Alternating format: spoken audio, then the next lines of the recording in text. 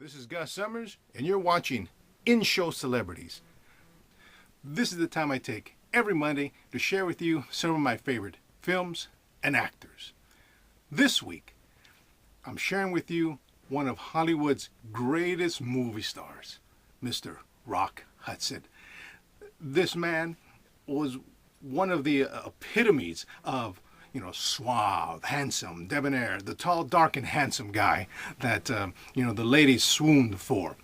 He looked great on film. His acting was impeccable. His timing was great. I mean, when you watch him in films, you just think, wow, what an image. It's the perfect image of the leading man. Well, first up is one of the films, I think it's one of the first times I saw Rock Hudson. It's a fantastic movie. It's an epic movie with themes of prejudice, of love gained and lost, and of life changes, of individuals, of families. The movie, Giant.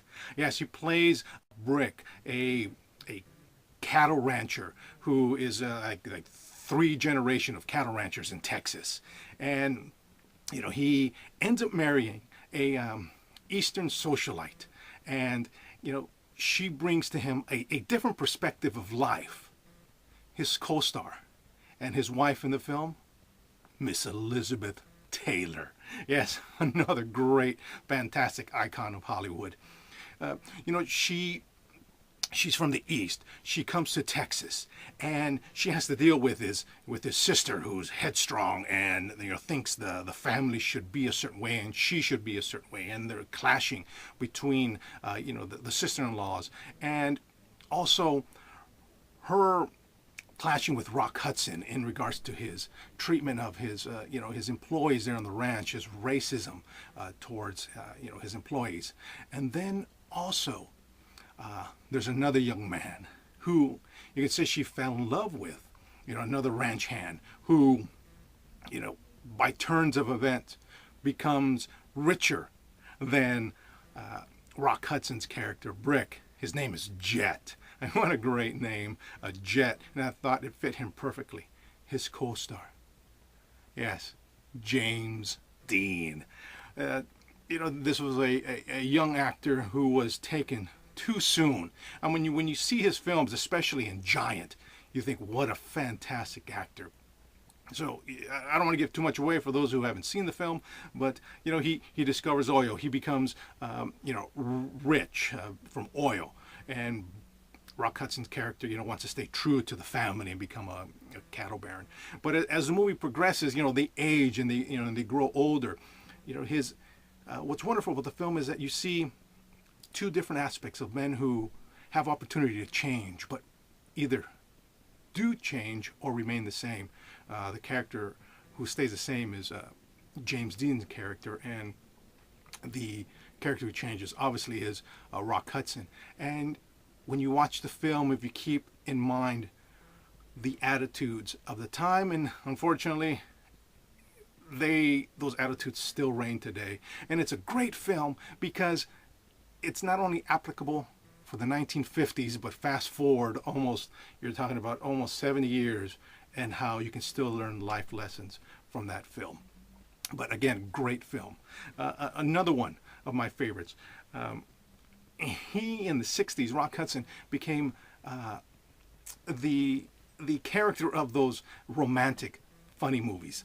And his co-star in some of these were Tony Randall, fantastic television and film star. Yes, he goes on to play Felix Unger. And of course, Doris Day. I mean, she was, again, the epitome of the young actress who was, perfect in these romantic comedies. A film that they did together, Pillow Talk. Yes, Rock Hudson is this arrogant songwriter who lives next door to Doris Day, who is a interior designer. And it's funny because it's the 50s, so issues that they have then, we rarely have now. It's the way they met was Doris Day was having trouble with her phone, so she had to share a phone line with Rock Hudson, a party line. So they end up being able to hear each other's conversations. They develop a contentious relationship because she hears him talk to other women. And he's so arrogant and so male chauvinist, but they end up having a relationship. And thrown in the mix is he pretends he's not who he says he is. So she starts to fall in love with this other guy. She doesn't think it's her neighbor. She thinks it's someone else. And in the mix, they happen to have a mutual friend who's Tony Randall. He plays this millionaire who has hired Doris Day to redecorate his home. And because he's wealthy, he's also investing in Rock Hudson's plays and music and such. And so you have this kind of this weird love triangle because Tony Randall wants to date Doris Day, but who's dating this other guy who he later finds out is Rock Hudson lying to her. And then there's this big hoopla between the three when they realize the truth. But the scene where she finds out it's Rock Hudson is really her neighbor, and then at the end when what she does to his apartment. So you got to watch that film.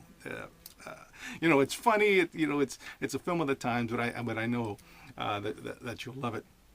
Another film, which is great. Again, with the comedy side of Rock Hudson. It's one of those films where it seems absurd, but it seems like it would fit the time. It's called A Man's Favorite Sport. He works at a department store, Abercrombie and Finch. So he works in their sports department, and he's written this book about fishing, and he is held up at this great fisherman, and he is showing people. It's funny because he tells people you have to hold the reel such and such, and you have to do the fishing line, pull it so far. So he's this expert, but his co-star, Paula Prentice, wonderful actress. While she is this reporter, she sets up this a journalist. She sets up this tournament, and she wants him to be a part of it. But of course, she finds out that he's never been fishing. So the rest of the movie is him trying to learn how to fish because it's a big facade. But again, it's one of those romantic comedies that if you just want to see something fun and entertaining, that's a movie that fits in that mode. I'm going to bring you fast forward a few more years.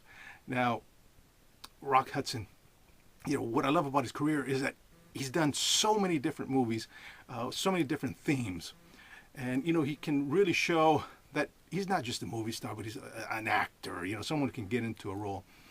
There's a movie, and it's called The Undefeated. He plays this Confederate general who, after the loss of the Civil War, he burns down his plantation and decides to go to Mexico to team up with one of the generals down there. And lo and behold, he meets this other American captain, his co-star, Mr. John Wayne. Yes, he plays a northern soldier who has to go into Mexico, and inadvertently, on different occasions, John Wayne has to save Rock Hudson.